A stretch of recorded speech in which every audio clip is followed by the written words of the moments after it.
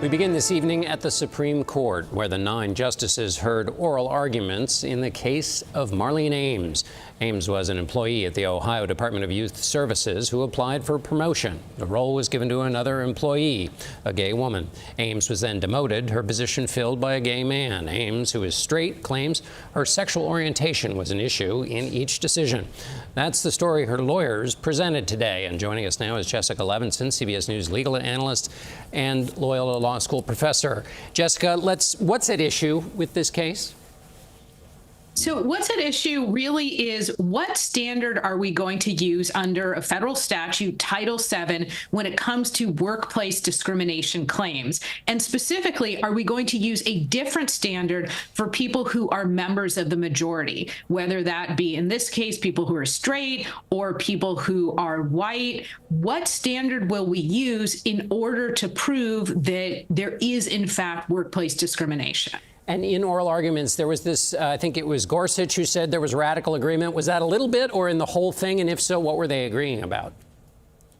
I think there was radical agreement that the idea that the standard would be different, meaning harder for people in the majority to prove a workplace discrimination claim, was not proper. And what do we mean by not proper? That it was not a proper reading of Title VII, of that statute. So I think there was, quote, radical agreement, and we don't talk about this very often when the court agrees, but based on the idea that you can't have different standards for different people. If there is discrimination, then there should be the same burden that everybody faces in trying to prove those claims. And if they find for Ames, then she will have to go back and win in court. Let me ask you now about Marbury versus Madison, which is the case today was a part of judicial review. Marbury versus Madison, the anniversary of which is this week. Why is that such an important case in all of these cases in this system we talk about so often?